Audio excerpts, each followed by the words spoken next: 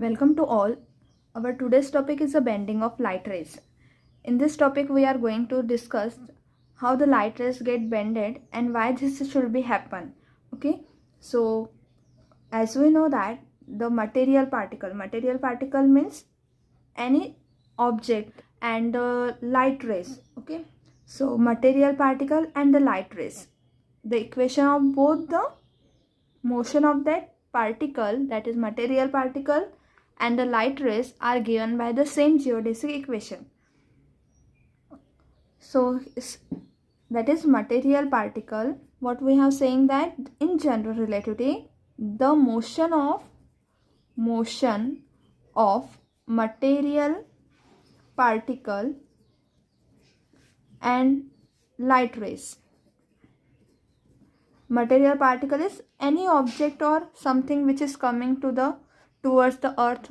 Okay, as for example asteroid, test particles, or anything. Okay, so motion of the material particle and the light rays, the equation of this is given by the same geodesic equation that we have seen in the Riemannian geometry. Okay, so and for the light rays we take ds equals to 0. That is, for light particle we have ds sometime it treat as a proper time, so ds equals to 0. And because of this, when the light rays is coming from the distant star means which is away from the sun and it is behind the sun. So when the light rays coming from the distant star, the light rays get bended or deflected when we observe from the earth. This can be seen in this figure. So here is the sun, star, and here we are, that is observer is present on the earth.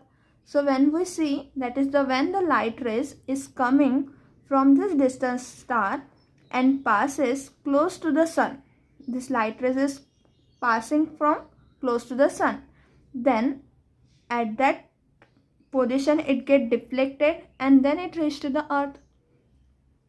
That is, this happens because of the curvature of the space-time of the sun, and hence we see the star, that is the deflection, that is this is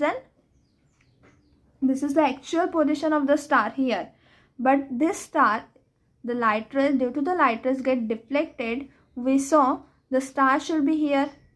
Okay, that is, this is a apparent position of the star, but this is an actual position of the star.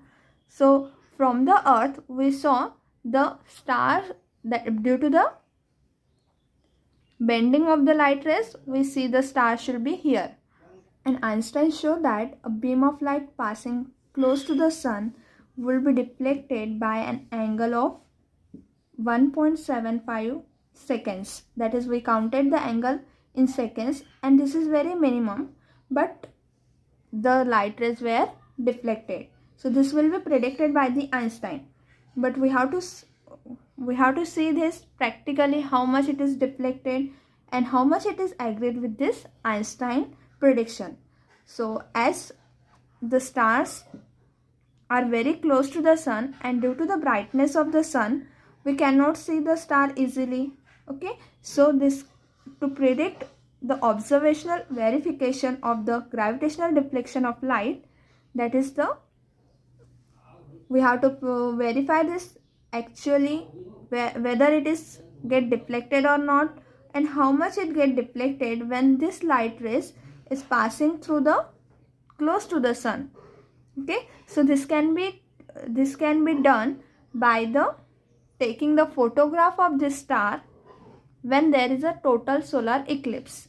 Okay, so when there is a solar eclipse, then we take the photograph of the sun and we take the photograph of the sky where this star is appeared behind the sun, that is the stars which are near to the sun or close to the sun.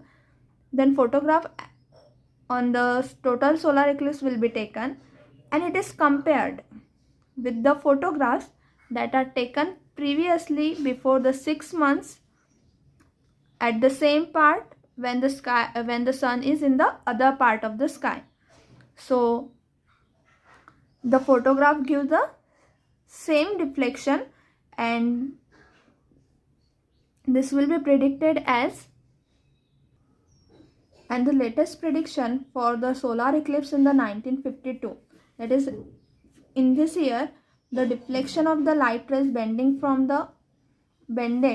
due to the curved space-time of the sun is given by the deflection of 1.70 seconds plus minus 0.10 seconds. That is, in this prediction, this is a prediction of the Einstein, but it is observational prediction is 1.70 seconds plus minus 0.10 seconds. So it is good agreement in this, that is, they are get approximately equivalent. So this is our theory about what is the meaning of the bending of light rays. Now we find the mathematically formulation, and we shown that there is a deflection in the bending of, that is, there is a deflection in the light rays passing from this star when we observe from the earth. Okay, so we see the mathematical formulation now. So for the mathematical formulation of the bending of light rays, we consider, because here light rays are passing and the equation of the light rays is given by the same equation for the planetary motion. So equation of planetary motion in the gravitational field of sun is given by this equation u double dash plus u equals to m upon h square plus 3 mu square. That is, we take the same equation for the equation of planetary motion. The same equation is taken for the equation of the light rays. Okay, because this is an equation, as we have told earlier, the equation for the material particle and for the light rays are same, and which is given by the geodesic equation, and from the geodesic equation we calculate this equation for the planetary motion in general relativity. Okay, so here h is equals to r square d phi by ds. Now as we have taken this, we have to take this equation for the light rays. So for light, what we have said, for light we require ds equals to 0. So when ds equals to 0, so this if we give this as equation number 2, so when ds equals to 0, h tends to infinity. So then equation 2 implies h equals to infinity. So h equals to infinity, then equation, so when h equals to infinity, so if we substitute here h equals to infinity, then m upon h square tends to, this term is tending to 0, and therefore equation 1 become, then equation 1 implies u double dash plus u is equals to 3 mu square, right? And this is equals to, we take this as a epsilon u square, where epsilon is equals to thrice m. Okay, so we are taking this equation as u double dash plus u equals to 3 mu square, because this term is tends to infinity, and this 3m is taken as a epsilon u square. Now we solve this equation.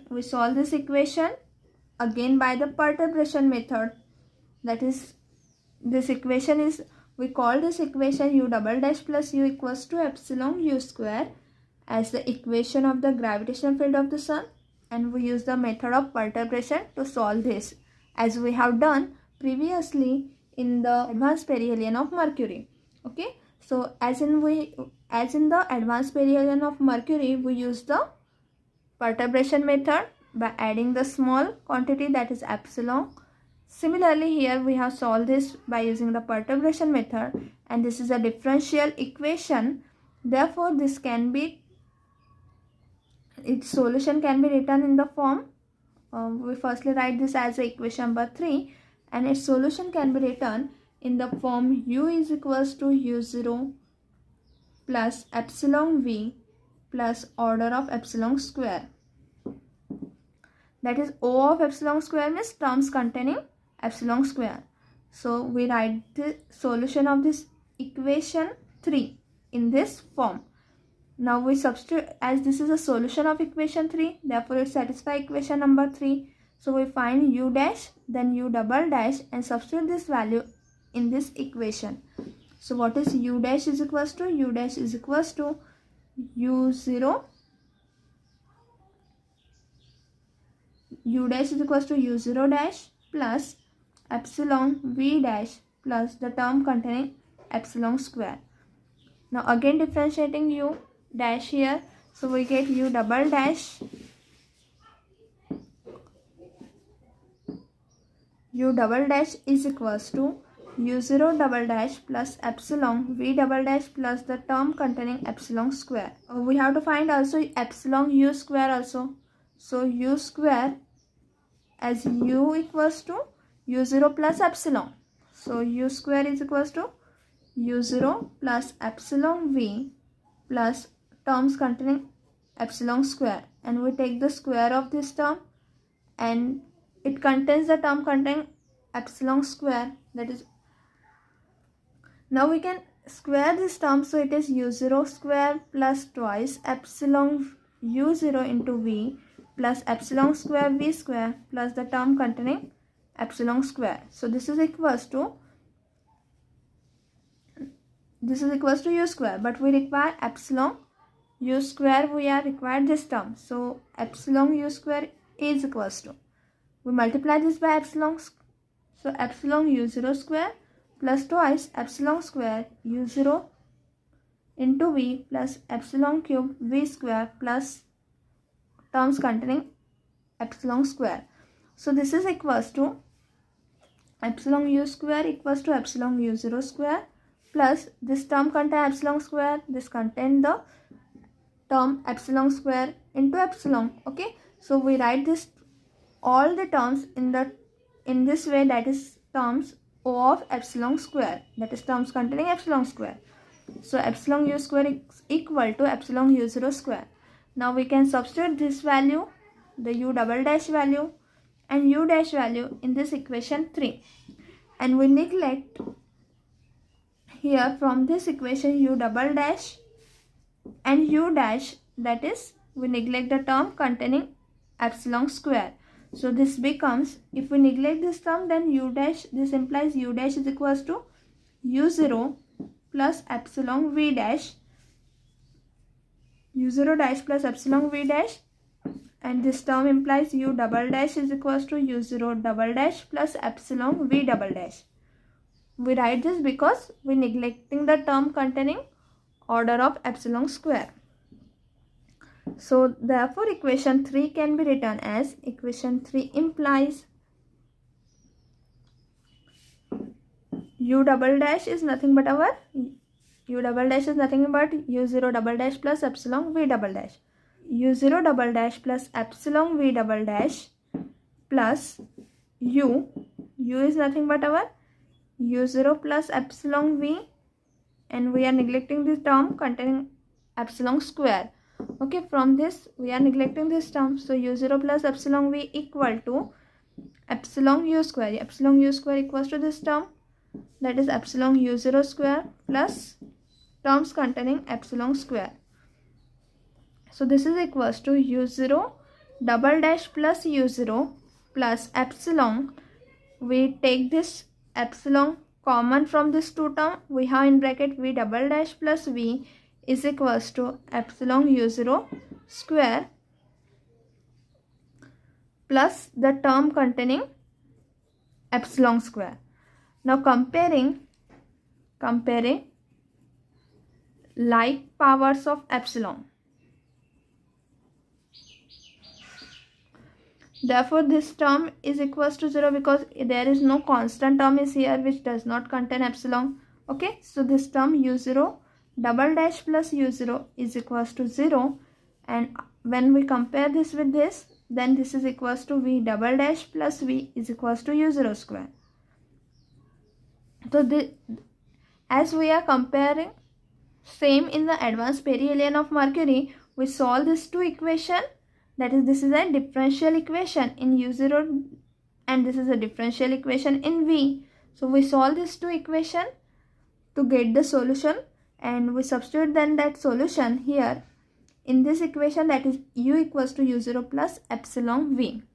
Okay, so we give this as a equation number.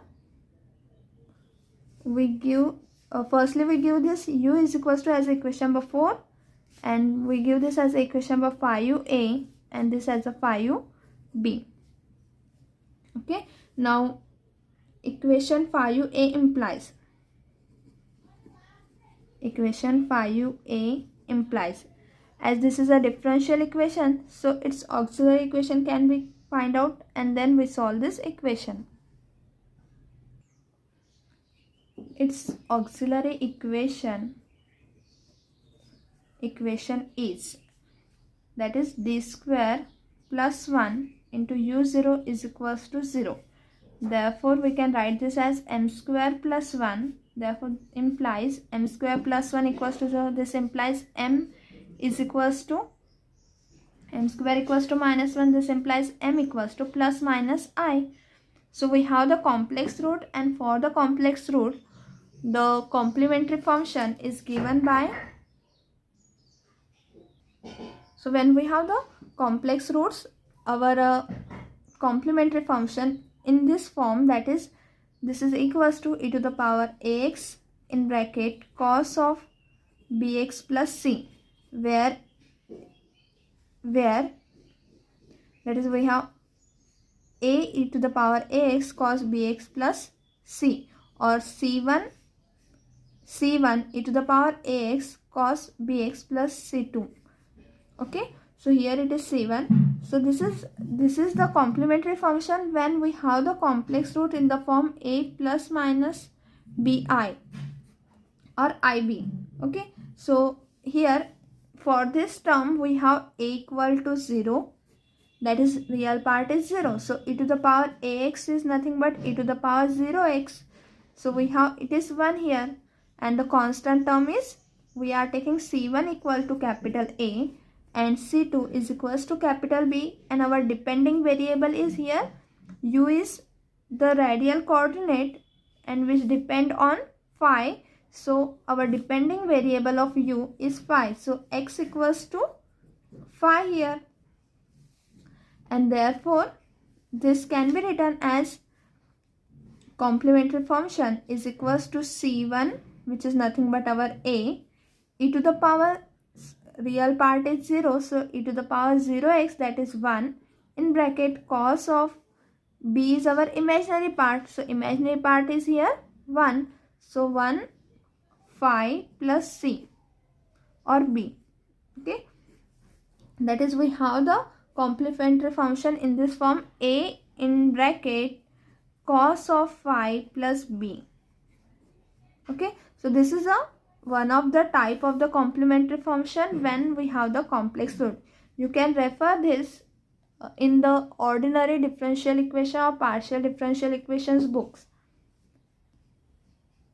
So now we write the solution of this equation, that is u0 double dash plus u0 equal to 0, as u0 is equals to, because there is no particular integral, we have only complementary function, therefore u0 is equals to, complementary function is a cos of phi plus b, and so u0 equals to a cos of phi plus b. Now we have the by the proper orientation of axis, that similarly as we have done in the advanced perihelion of Mercury, we have done here the proper orientation of axis, and by this we choose b is equals to 0, that is by a proper orientation of axis we choose b equal to 0, that is this b is equals to 0, constant is 0, therefore we have u0 is in the form a into cos of phi. But as we know that let r be the radius of the sun, if we let r be the radius of the sun, then when the ray of light coming from distant star, that is the light ray which is coming from the distant star, just touches the sun,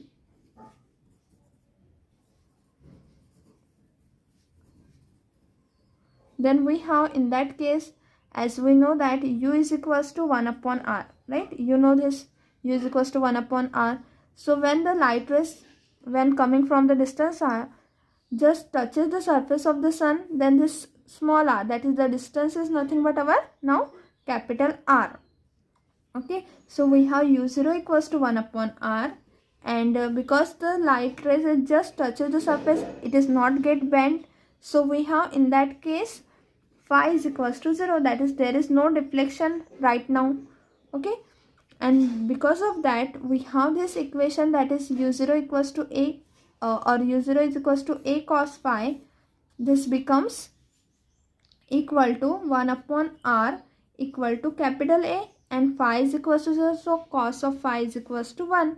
So capital A has value 1 upon r. So this implies that u0, substituting the value of capital A in this equation, therefore u0 equals to 1 upon r into cos phi. Now we substitute the value of this u0 equals to 1 upon r cos phi.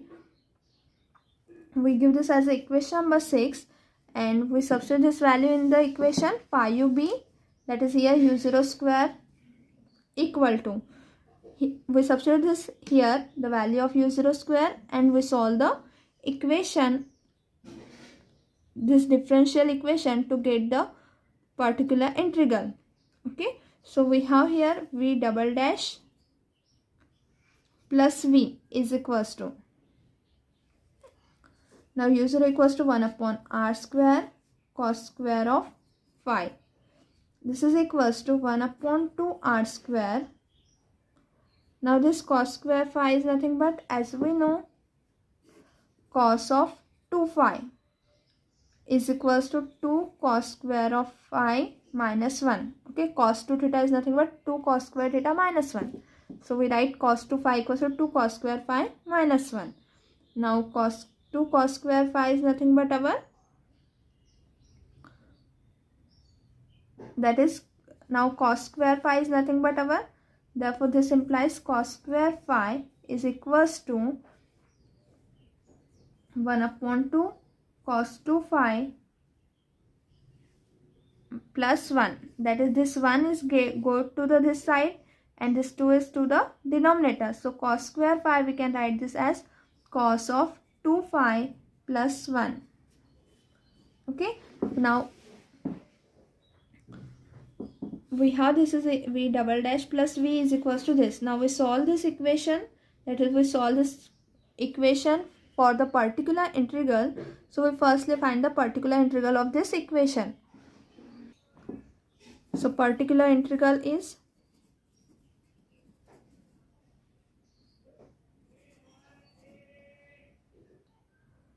now the auxiliary equation for this is equal to 1 upon d square plus 1, because v double dash plus v is present, so it is 1 upon d square plus 1, and this is 1 upon 2r square cos of 2 phi plus 1, right?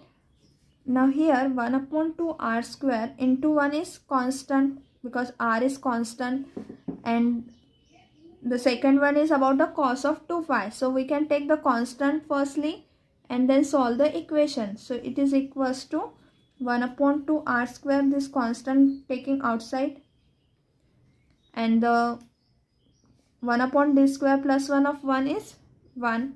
Okay, plus 1 upon d square plus 1 of cos of 2 phi, right? Now 1 upon d square, because the constant term, particular integral of constant is constant, so 1 upon d square plus 1 of 1 is 1, and we are applying the particular integral for cos of 2 phi.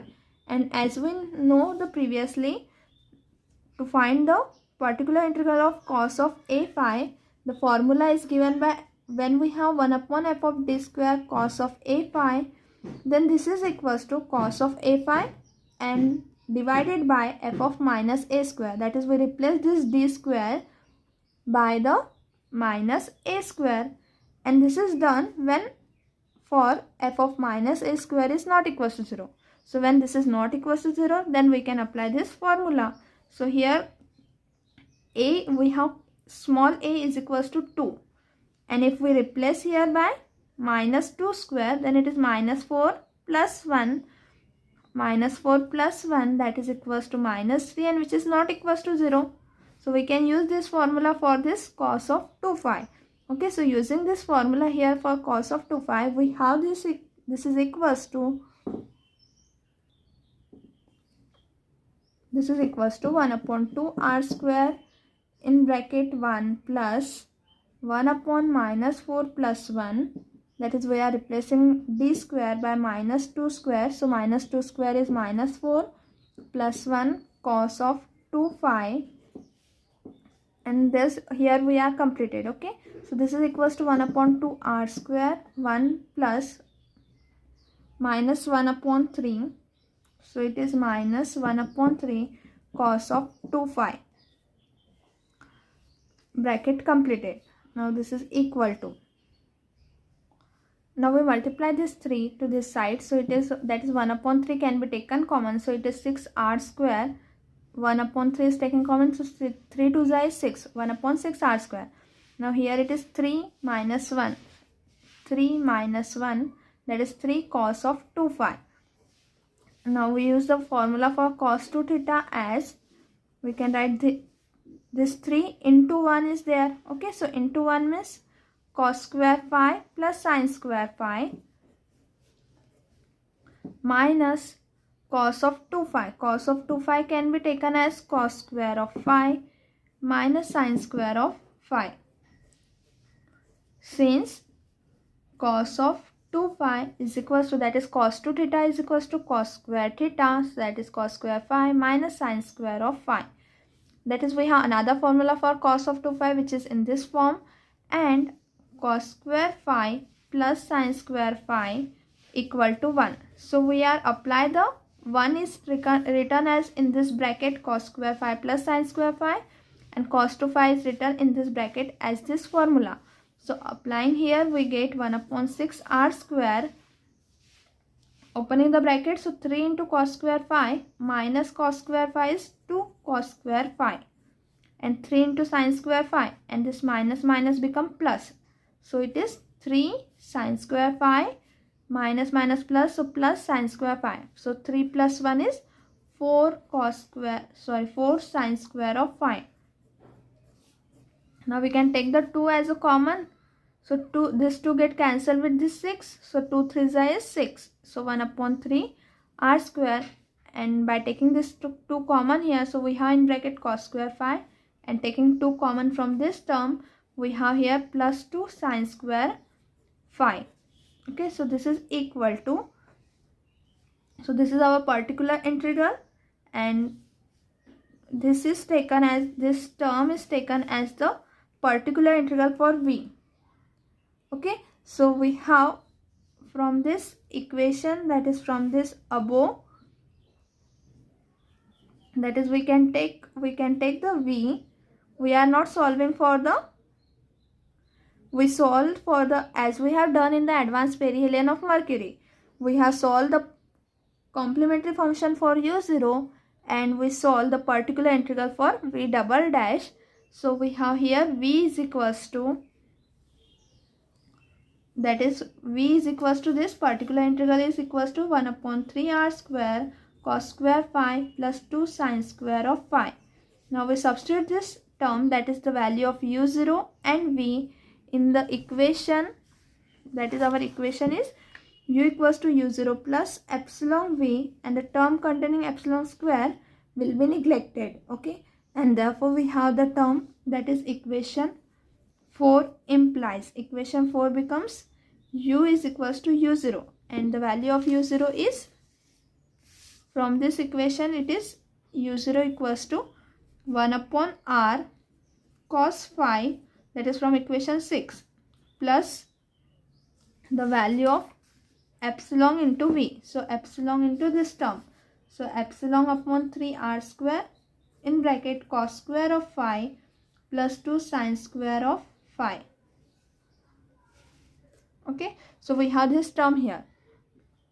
Now this is the value of our solution. U equals to 1 upon r cos phi plus epsilon 3 upon r square cos square phi plus 2 sin square phi. This is from equation 6.